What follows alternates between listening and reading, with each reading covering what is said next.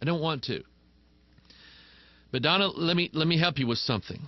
According to the book of Revelation, chapters 20, 21, 22,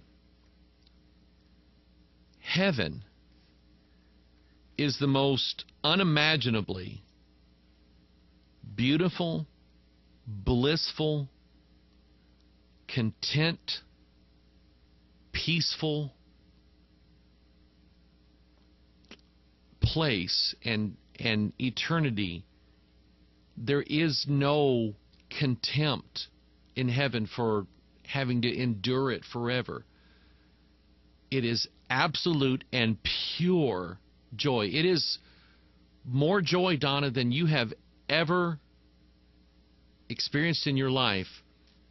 And Donna, I don't know you, but you said something in your email that's curious to me. You said you've had this question since you were about 11 years old. What happened to you? And maybe, Donna, you just don't enjoy a whole lot right now. The Bible talks about the creature being made subject to vanity, and that's you and I. We're being made subject right now to a nasty, terrible, I hate this world, bad attitude. 75, 80-year-long bad attitude is what we're subject to. Donna, if God promised that He would remove that, and the former things would never be brought into remembrance, the former things are passed away, would it not be worth waiting for? Even though you didn't decide that you wanted to be born, God did. God loved you and birthed you and rebirthed you to put you in a place that is so far beyond your comprehension, so far better than anything you have ever had in this world. The greatest love that you have ever felt in your whole life from everybody that ever loved you all at once does not compare to the love that you will experience from Jesus Christ for eternity. Think on these things, Donna. Whatsoever things are true. I mean, just think about God removing from you in eternity every bad memory, every rotten experience, and every hateful thing that has ever happened to you.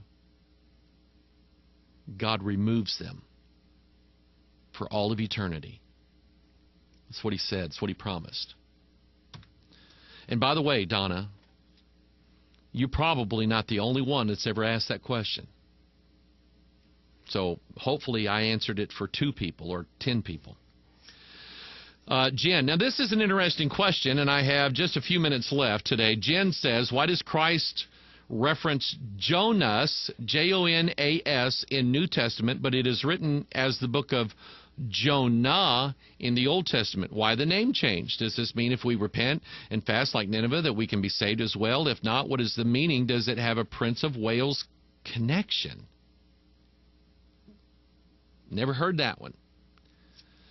Jen, here's a very, very simple reason why it says Jonas in the New Testament and Jonah in the Old Testament. It has everything to do with, and boy, here we go, has everything to do with God's gift of interpretation of languages. Because God confused the languages in Genesis 11, He gives to mankind the ability to correctly interpret and translate those languages. And just as any name has a difference, my name, Michael, that's how we English chaps and these Americans chaps say it, or Mike. But in Spanish, it's Miguel. In Russian, it's Mikhail. In Hebrew, it's Michael, whatever. And so it's pronounced differently and spelled differently. But that's from language to language. And so here we have Jesus speaking in the New Testament, which was originally written in Greek, not Hebrew. Whoever told you that was stupid. It was written in Greek, and the superscription above the cross, "This is Jesus of Nazareth, the King of Jews," it was written in Hebrew, Latin, and Greek, 3 different languages. And yet, I love this. One interpreted for us so that we would know, because you don't speak Latin, Greek, or Hebrew, it's interpreted for you in the one interpretation, which is your King James Bible. I mean, just stop and think about that. And you know what? Now that I've said that, I'm going to put that in my notes for the next weekend's Watchman broadcast. But that's the simple of it. It's Jonas, and his name didn't get changed. It's the same name. It's just spoken in 2 different languages. And that is God's gift of translating languages.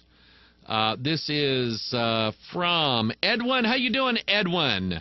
He says, I'm looking for the verse where it says, regarding when your heart or room is cleansed from sin, that the devil can return with more evil spirits, and the person can become more evil. I can find that real quick. Hang on here. I'm looking up a word here. Here it is. In Matthew 12, 43, 44, and 45, write it down, Edwin. Matthew 12, 43. When the unclean spirit is gone out of a man, he walketh through dry places seeking rest, and findeth none. Then he saith, I will return unto my house from whence I came out. And when he is come, he findeth it empty, swept, and garnished. Then goeth he, and taketh with him 7 other spirits more wicked than himself, and they enter in, dwell there. And the last state of that man is worse than the first. Even so shall it be also unto this wicked generation. And that's all I have time to deal with today.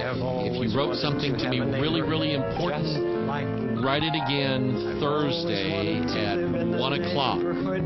Appreciate you, love you, appreciate you standing with me. Pray for people. Pray for people to know the truth and to hear the truth. And you yourself, you be somebody who can listen to the truth. If somebody brings it to you. God bless you. I love you. We'll see you.